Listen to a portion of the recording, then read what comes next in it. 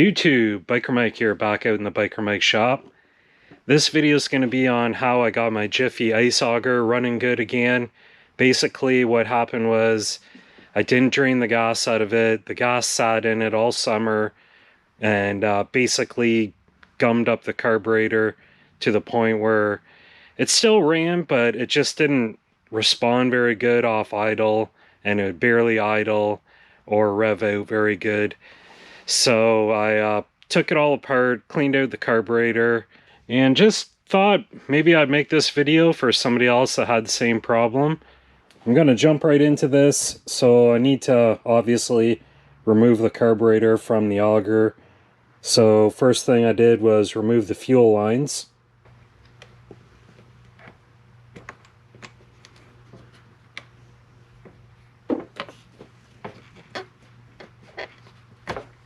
And with the fuel lines off, just got to pop this plastic cover off. So a little Phillips screw down in there.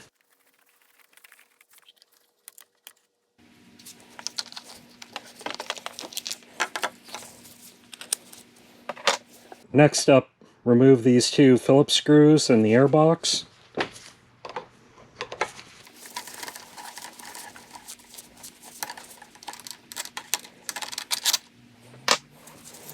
These are also going to hold the carburetor right onto the cylinder too, so just be careful when you take it out. Set that aside. So just going to remove the throttle cable from the bracket on the carburetor.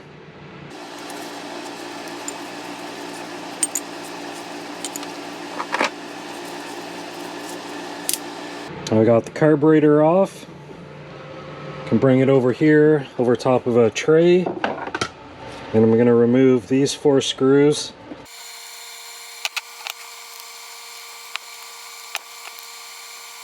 I'm just going to drain off the gas inside the carburetor. Not that much in there.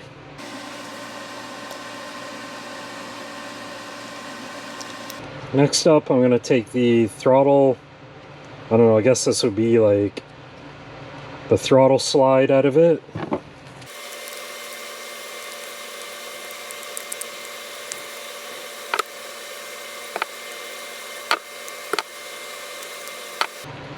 Just making note of the orientation. So if it was bolted on the motor this way, then the throttle cable is on this side.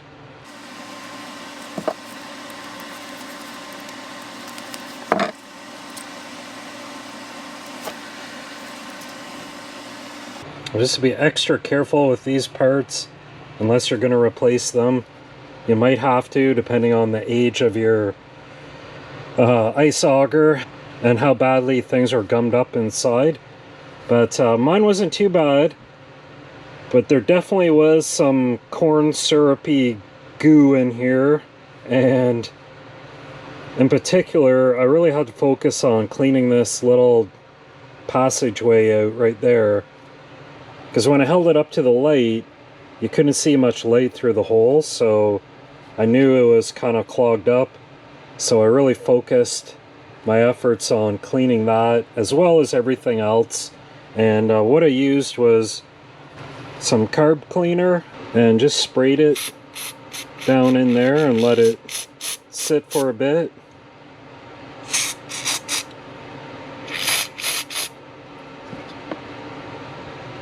And I also sprayed down the throttle valve here with the little needle in it.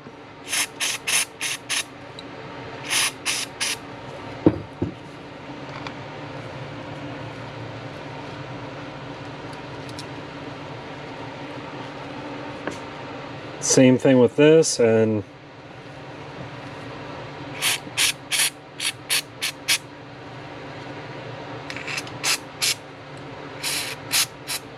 I made sure I got some carb cleaner down in these little fuel ports here, and then cleared out everything with a bit of compressed air. Just be careful with this. Again, you want to focus on the little passageway in that little jet there.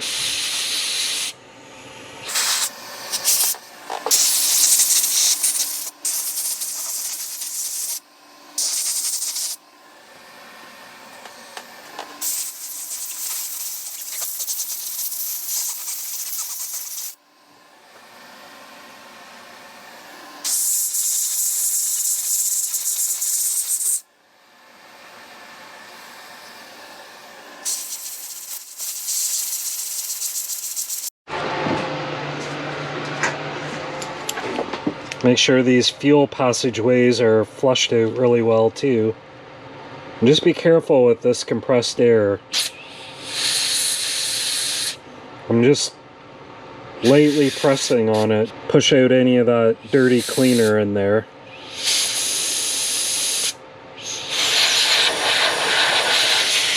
You don't want to ruin this diaphragm.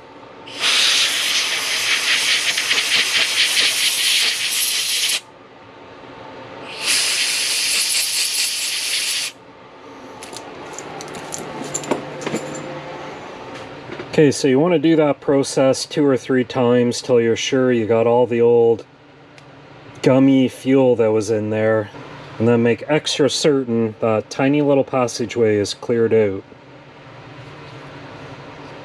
After that, you can reassemble it, and just like that, it's all back together and ready to go back on.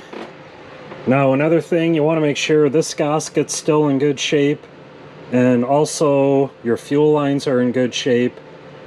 You want to dump out all your old fuel, obviously, and if you need to replace these fuel lines, go ahead and do that. And also, another little tip here, this grommet here on the gas tank tends to shrink in time, and then it starts to leak a lot of fuel.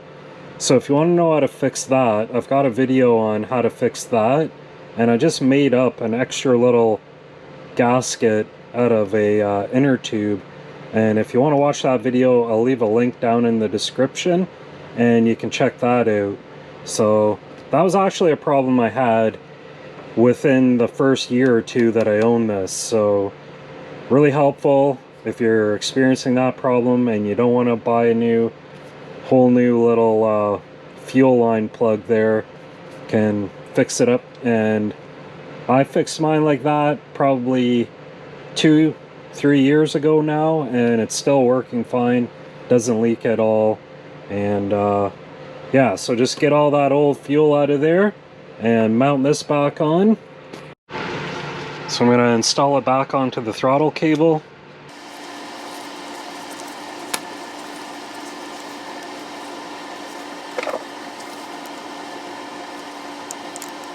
Tighten it up nice and snug.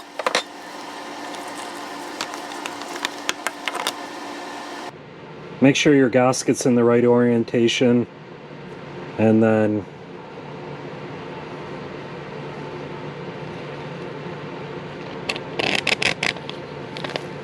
slide the air box with the bolt in it.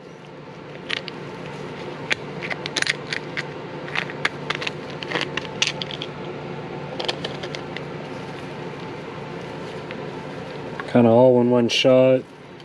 Pretty hard to keep things lined up doing this.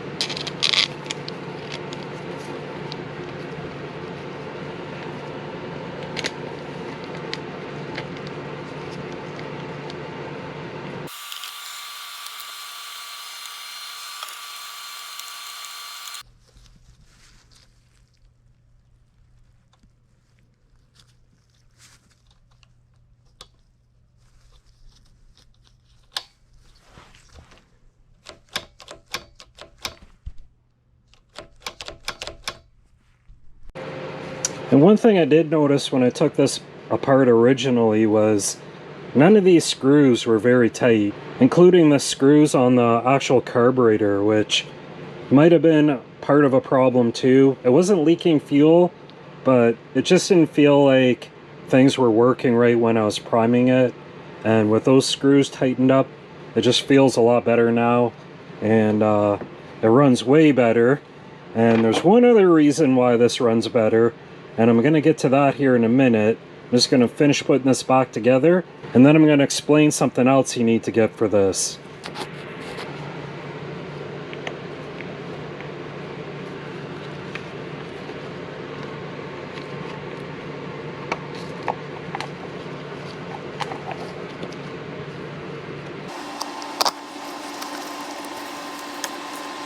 And reinstall your fuel lines.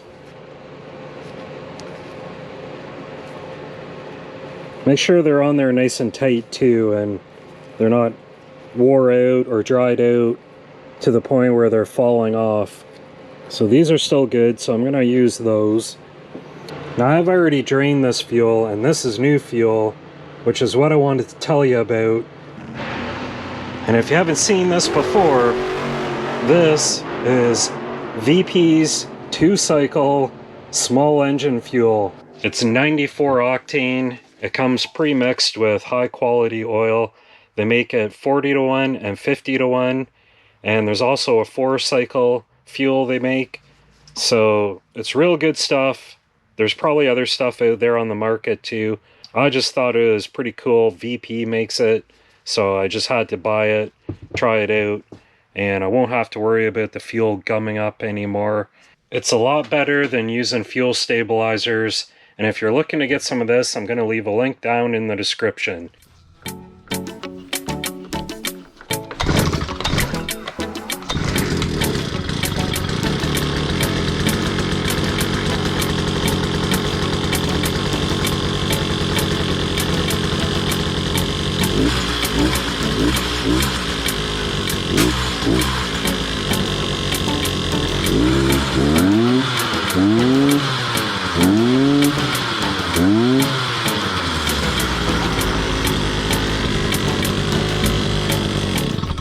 Alright guys, I need to go turn on the exhaust fan in my shop now. Hopefully this video helped you out. If you like the video, like the video, subscribe to my channel. I've got lots of power sports content. I'm going to be making lots more. So one more time, thanks again. Biker Mike out.